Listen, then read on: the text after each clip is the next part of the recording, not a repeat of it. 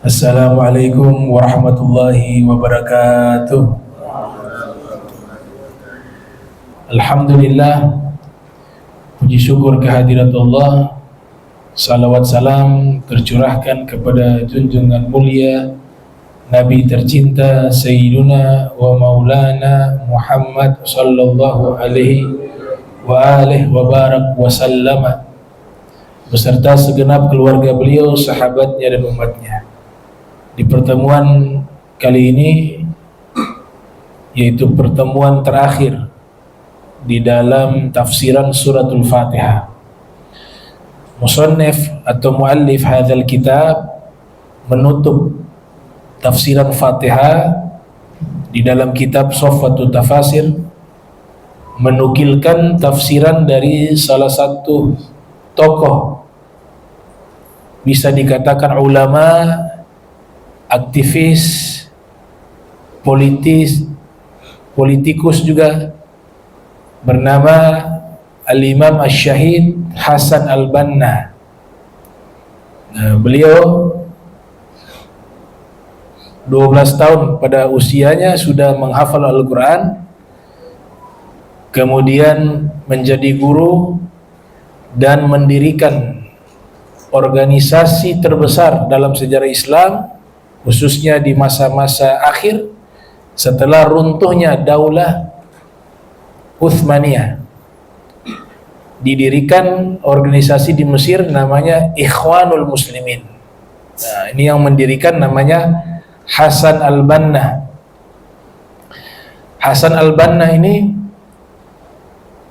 beliau dijuluki dengan Asy-Syahid, ya, orang yang wafat syahadah, mendapatkan syahadah fisabilillah, dibunuh di dalam satu perjalanan. Ada yang mengatakan ini yang menembak dengan senjata, pesanan pemerintah. Ada yang berpendapat begitu, karena pada waktu itu kontras dengan pemerintah. Kemudian ada yang berpendapat bahwa yang membunuh beliau ini pengkhianat yang ada di Ikhwanul Muslimin. Pendapat ketiga mengatakan ada kelompok yang berbeda paham ideologi dengan Ikhwanul Muslimin, terutama sekutu, ya, Amerika, Inggris, itu paling anti, karena tujuan Ikhwanul Muslimin ini itu ingin mengembalikan khilafah Islamiyah, namun berbeda dengan Hizbut Tahrir.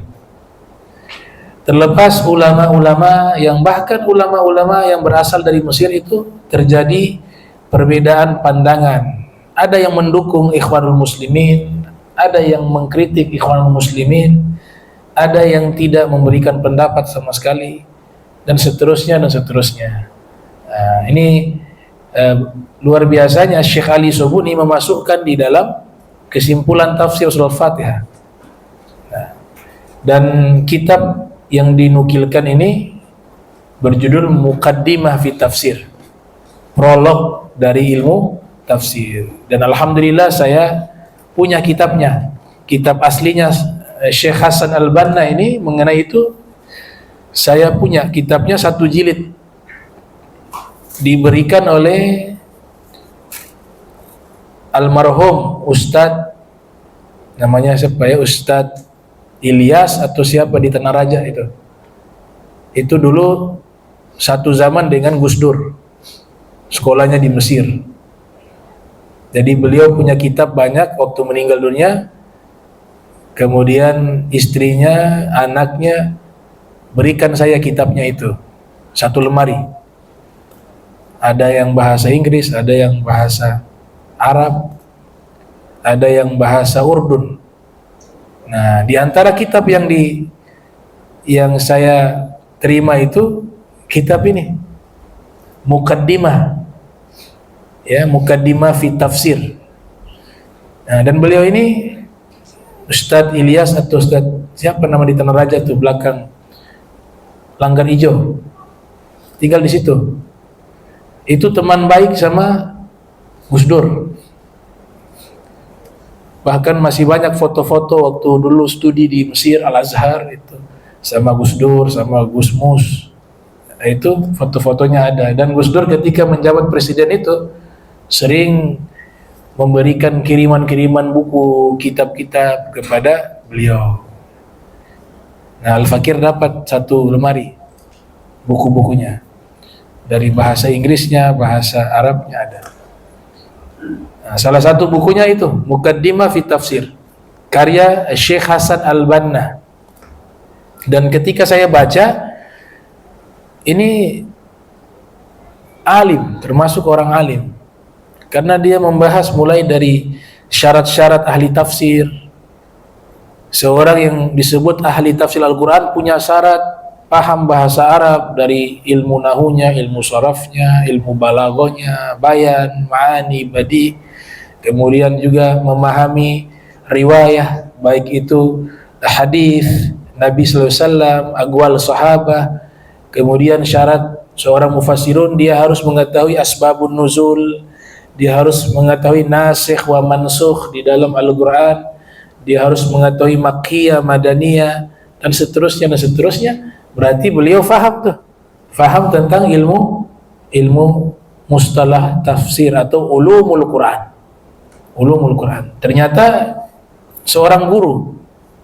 Ya, beliau sebelum menjadi aktivis penggerak organisasi Ikhwanul Muslimin, beliau adalah seorang guru, dan memang Al-Quran juga sudah dihafal di usia 12 tahun. Nah, ini sekilas tentang Syekh Hasan Al-Banna. Kalau di Ternate, di toko-toko buku itu banyak, namanya Al-Ma'thur. Itu kan kumpulan-kumpulan zikirnya. Ya, kumpulkan zikir-zikir jadi satu wirid yang sering dibaca oleh beliau, namanya Al-Ma'thur. Nah, adapun kalau secara pribadi, saya tidak berhak menilai orang yang sudah meninggal, apalagi ada khilaf gitu. Tapi di sini dikutip pendapatnya Syekh Hasan Al-Banna, kita baca bagaimana tafsirannya mengenai suratul Fatihah. Nah, di sini dikatakan yaqulu syahidul Islam Syekh Hasan Al-Banna. Syekh Ali Sobuni termasuk yang mendukung, musannif hadil kitab, mendukung dan membela Syahid Hasan Al-Banna. Dulu waktu masih sekolah, saya hafal ucapannya yang paling bagus. Ucapannya Syekh Hasan Al-Banna, ia pernah mengatakan al-kalamu nisful qalbi. Ucapan itu adalah separuhnya hati. Itu magalahnya beliau. Kemudian ada yang menisbatkan magalah tersebut kepada beliau, yang populer itu nata'awanu ya fima tafaqna alaih. Kami tolong menolong jika di dalam masalah kesepakatan. Namun kami natasamahu, berlapang dada, bertoleransi jika ada perbedaan. Itu ada yang menisbatkan ucapannya Hasan Al-Banna. Sebagian menisbatkan enggak, ini ucapannya Said Rashid Ridho namanya. Rashid Ridho ini yang menulis Tafsir Al-Mannar. Tafsir Al-Mannar ini separuh gurunya yang menulis, namanya Muhammad Abduh. Separuhnya beliau, namanya Rashid Ridho. Rashid Ridho ini juga punya koneksi dengan Hasan Al-Banna. Awalnya ahli sunnah dan sufi, tapi pertengahan mengarah kepada paham Wahabi. Kemudian berubah-ubah itu. Tapi kitabnya itu jadi rujukan juga, Al-Mannar, walaupun tidak semua ulama terima kitab itu. Bahkan Dr. Quraisy Shihab juga di dalam tafsir Misbah itu banyak mengutip tafsir Al-Mannar. Itu tafsirnya Muhammad Abduh dan Rashid Ridho. Nah, beliau kan sekolah di Mesir ya. Mesir itu di Jami' Al-Azhar kayak lautan, semua masuk yang mana semua ada. Nah, yaqulu Syahid Islam Syekh Hasan Al-Banna fi risalatihi al-qayyimah Muqaddimah fi Tafsir. Nah, Hasan Al-Banna mengatakan di dalam Muqaddimah Tafsir, ma nassahu, apa-apa yang dinaskan, la syakka anna man tadabbara al-Fatihah al-Karimah ra'a min gazaratil ma'ani wa jamaliha. Beliau mengatakan la syakka, tidak diragukan lagi. Anna man tadabbaral Fatihatal Karimah, siapa yang mentadabburi surat Al-Fatihah yang mulia ini, ra'a min ghazaratil ma'ani wa jamaliha, dia akan melihat begitu dalamnya makna di dalam surat Fatihah, dan dia akan melihat begitu indahnya surat Al-Fatihah. Pertemuan lalu kita sudah bahas secara sastra, ya, sastra Arabnya begitu indah, mulai dari awal sampai akhir, walaupun hanya beberapa potongan-potongan ayat sesuai dengan uslub ilmu balaghah. Dan beliau katakan sangat indah surat Fatihah itu. Wa raw'ati tanasubi wa jalalihi, dan keindahannya juga itu punya kaitan satu ayat dengan ayat yang lain, satu surat dengan surat yang lain di dalam Al-Qur'an. Wa jalalihi, dan begitu agung. Ma yukhazu bilubbihi, bisa diambil intisarinya di dalam surat Fatihah. Intisari Al-Qur'an itu diambil darinya. Wa yudhi'u jawanibal qalbihi, dan dengan mentadabburi surat Fatihah maka itu akan memberikan cahaya di dalam sisi-sisi hati, ya, di dalam hati-hatinya orang mukmin tersebut.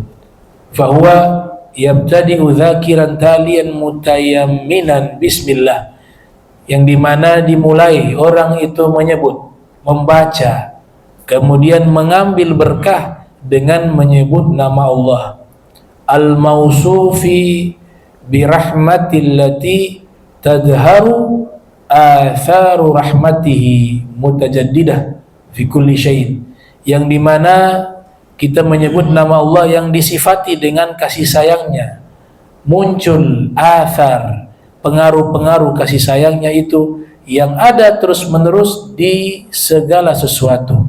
Fa idza istash'ara hadzal ma'na wa waqara fi nafsi intalaqa lisanuhu bihamdi hadzal ilah. Apabila kita merasakan makna ini dan tertanam di dalam sanubari, maka lidah ini akan mengucapkan kalimat pujian kepada Allah Subhanahu wa taala.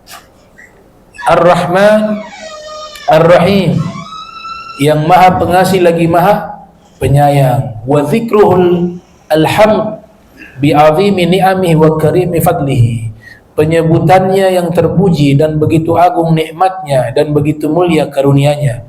Wa jamili alaihil badiyati fi tarbiyatihi lil awalim jami'a, dan begitu indahnya segala nikmat-nikmat yang Allah Ta'ala berikan di dalam masalah tarbiyah, pendidikan, lil awalim, bagi seluruh alam. Fa ajala basiratahu fi hadzal muhit alladzi la sahila lahu, maka dia memfokuskan pandangan tersebut di dalam samudra yang tidak ada tepian.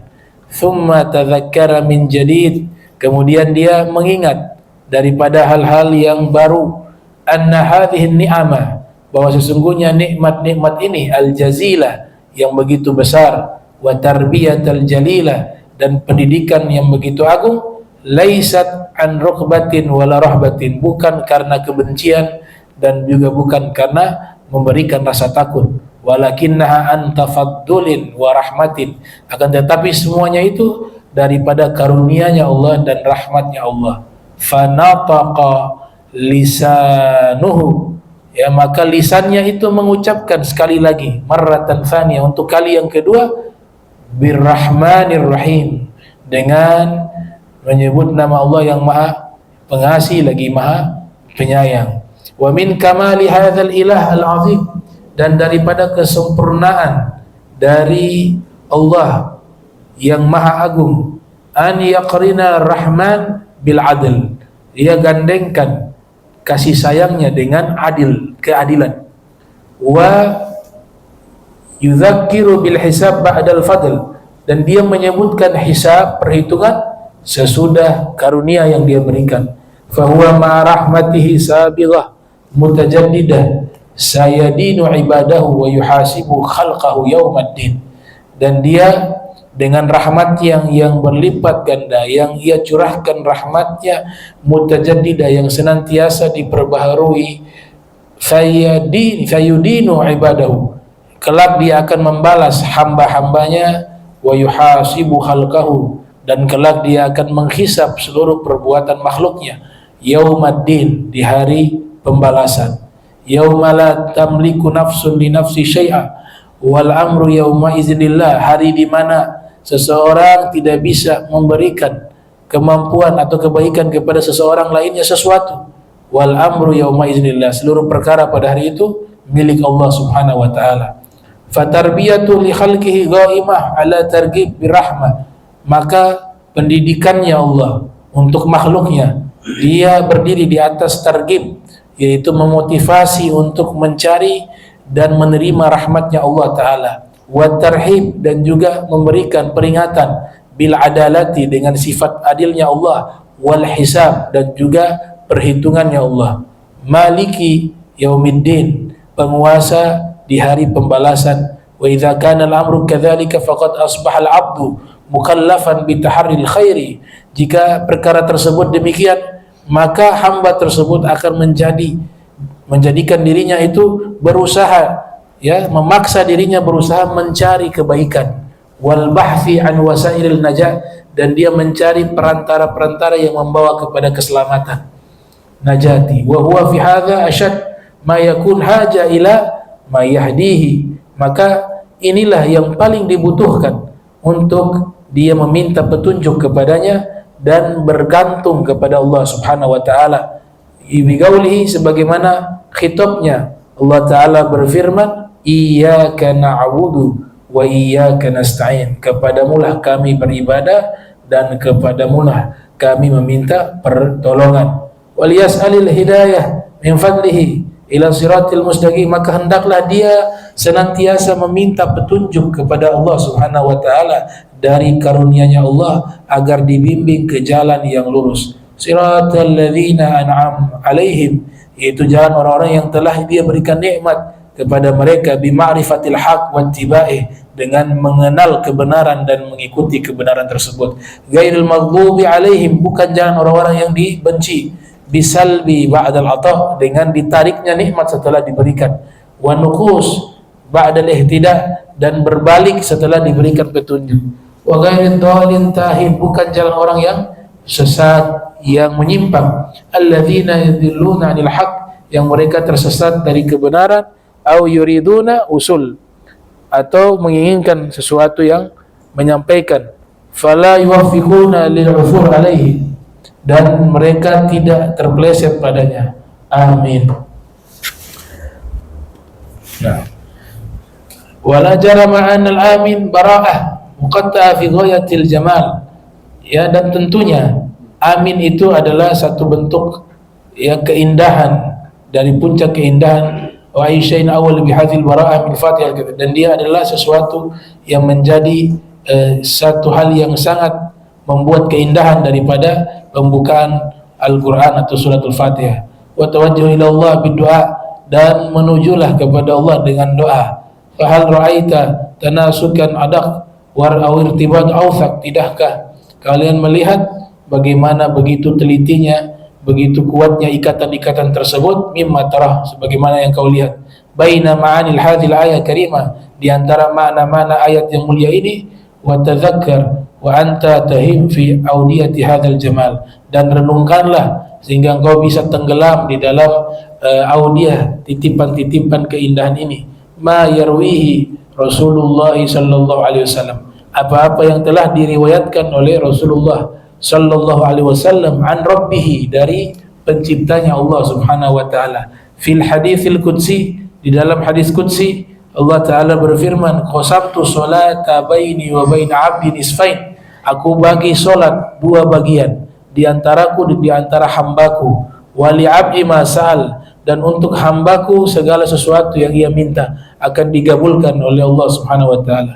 Al hadis, wa adim hadza tadbir wal in'am, maka rutinkanlah, langgengkanlah renungan ini, tadabbur ini, dan kenikmatan ini, wajtahid, dan berusahalah semaksimal mungkin, an taqra'a fi salat, engkau membaca surat Fatihah dalam solat dalam keadaan khusyuk, dalam keadaan tadabbur, wa gairiha, dan juga kalian membaca surat Fatihah di luar solat, ala mukthin wa tamahul, dalam keadaan tenang, khusyuk, berlahan-lahan ya, khusyuk, tadallul, dan menghinakan diri ketika membaca suratul Fatihah.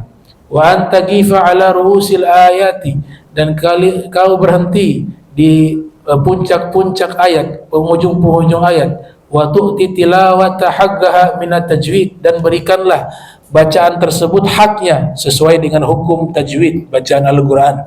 Wan nagamat, dan juga nada-nada bacaan yang sudah diatur oleh para ulama, min gairi takallufin, bukan membaca dengan cara memaksa-maksakan dan membuat-buat seakan-akan indah, wala tadrib, ataupun bernyanyi-nyanyi, washtigal bil alfat anil ma'ani, dan tersibukkan dengan lafaz-lafaz saja tanpa mentadaburkan makna-maknanya. Fa inna dzalika yu'inu 'alal fahmi, maka itu jika dilakukan dia akan membantu di dalam memahami daripada ayat dan surat Al-Fatihah. Wa yuthiru ma ghadha min sya'ib ad-dam'i, dan yang terbaik di antaranya juga kau membaca sehingga membaca surat Fatihah itu menggetarkan jiwamu dan kau tenggelam di dalam makna-makna surat Fatihah sehingga meneteskan air mata.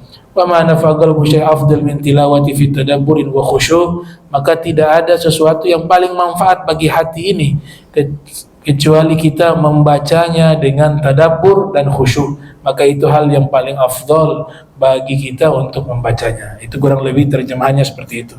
Ya, intahat tafsiru surat Al-Fatihah. Telah selesai tafsir surat Al-Fatihah. Nah, insyaallah pertemuan berikut kita masuk ke tafsir surat Al-Baqarah. Ya, tafsir surat Al-Baqarah. Wallahu a'lam bishawab.